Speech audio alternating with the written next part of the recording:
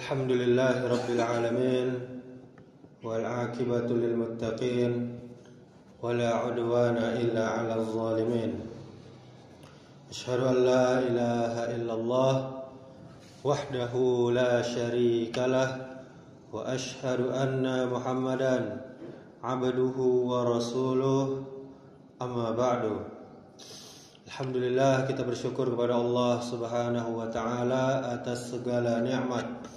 Kemudian salawat beserta salam semoga selalu tercurahkan untuk junjungan kita Nabi Muhammad sallallahu alaihi wasallam. Allahumma salli ala Muhammad wa ala ali Muhammad. Bapak Ibu kaum muslimin, kaum muslimat, jamaah salat zuhur yang dimuliakan Allah Subhanahu wa taala.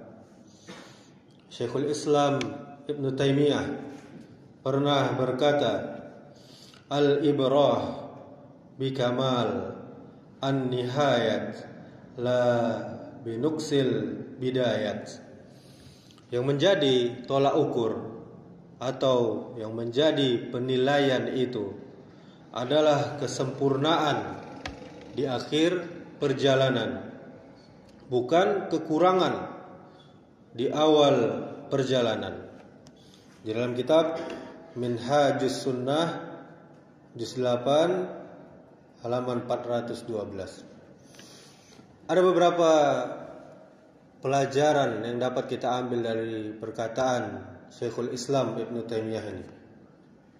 Yakni makna dari perkataan Syekh menekankan bahwa kehidupan seorang hamba itu adalah diukur dengan bagaimana keadaan dia ketika menutup usianya, ketika menutup hidupnya. Apakah dalam keadaan husnul khatimah atau su'ul khatimah? Bukan semata-mata bagaimana dia memulainya. Kemudian bisa jadi seseorang di awal kehidupannya banyak kekurangan, banyak dosa, banyak kesalahan. Tetapi jika di akhir hayatnya dia bertaubat dengan sungguh-sungguh, kemudian menutup hidupnya dengan iman, dengan amal soleh, maka itulah yang menjadi ukuran kesuksesan, ukuran keberuntungan. Sebaliknya, orang yang di awal hidupnya banyak melakukan amal kebaikan, tetapi di akhir hidupnya dia berpaling dari agama, maka yang dianggap adalah akhir dari hidupnya tersebut, akhir dari perjalanannya tersebut. Dalil yang menguatkan hal ini banyak sekali. Di antaranya sabda Nabi sallallahu alaihi wasallam, innamal a'malu bil khawatim. Sesungguhnya amal-amal itu tergantung pada penutupnya. Hadis riwayat Bukhari dan Muslim. Kemudian ada kisah seseorang yang beramal dengan amalan ahli neraka sepanjang hidupnya, namun di akhir hidupnya dia beramal dengan amalan ahli surga. Lalu apa yang terjadi? Lalu dia masuk surga. Demikian pula ada kisah yang sebaliknya. Sebagaimana dalam hadis riwayat Bukhari dan Muslim, kisah dua keadaan amal manusia. Orang yang beramal dengan amalan ahli neraka namun masuk surga. Ada seorang hamba yang sepanjang hidupnya bergelimang dosa. Hidupnya dihabiskan dalam kelalaian, syahwat dan maksiat. Setiap orang yang mengenalnya akan berkata, dia termasuk golongan ahli neraka. Namun apa yang terjadi di penghujung hidupnya? Allah menakdirkan dia mendapatkan hidayah, mendapatkan petunjuk. Kemudian ia bertaubat dengan taubatan nasuha, taubatan yang bersungguh-sungguh. Lalu dia melakukan amal kebaikan yang diridhoi oleh Allah Subhanahu wa taala hingga meninggal dalam keadaan husnul khatimah, maka Allah masukkan dia ke dalam surga karena rahmat dan hidayah dari Allah. Kemudian orang yang beramal dengan amalan ahli surga, namun apa yang terjadi? Dia masuk neraka. Ada pula seorang hamba yang sepanjang hidupnya menampakkan amal soleh. Dia sholat, dia membayar zakat, dia berpuasa, dan orang-orang memujinya sebagai ahli ibadah. Namun semua itu hanya tampak di mata manusia, tidak ikhlas karena Allah Subhanahu wa taala.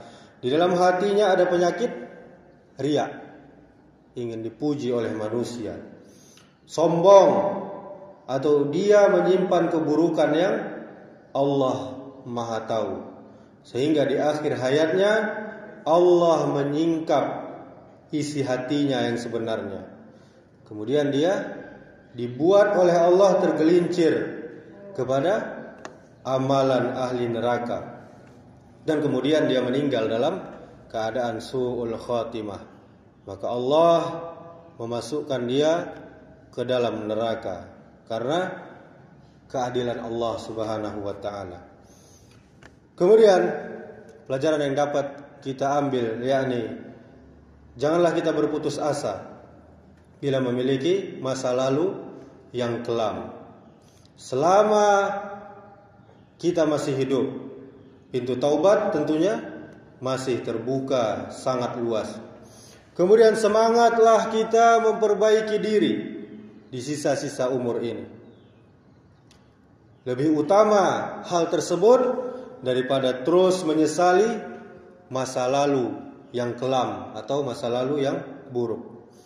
Kemudian jangan kita merasa aman hanya karena amal-amal baik yang pernah kita lakukan di masa yang lalu.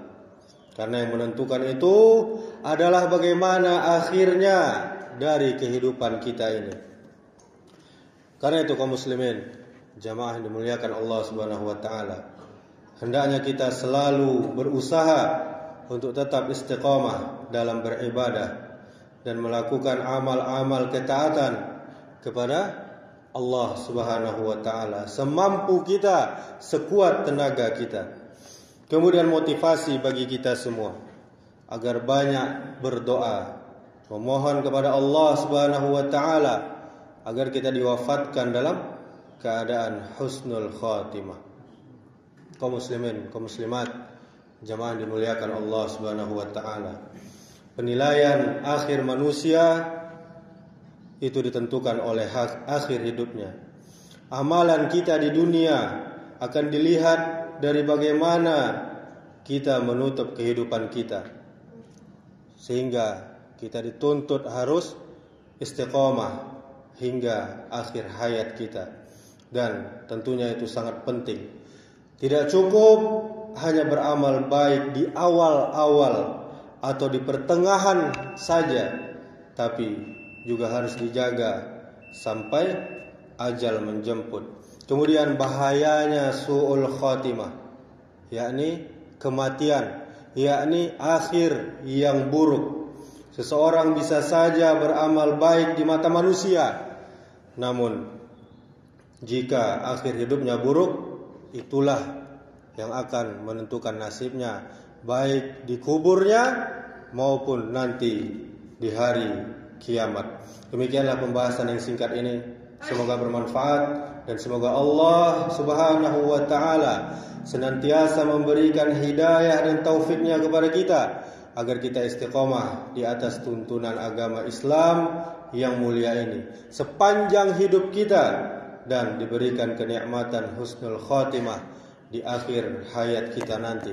Subhanakallahumma wa bihamdika asyhadu an la ilaha illa anta astaghfiruka wa atubu ilaik. Wassalamualaikum warahmatullahi wabarakatuh.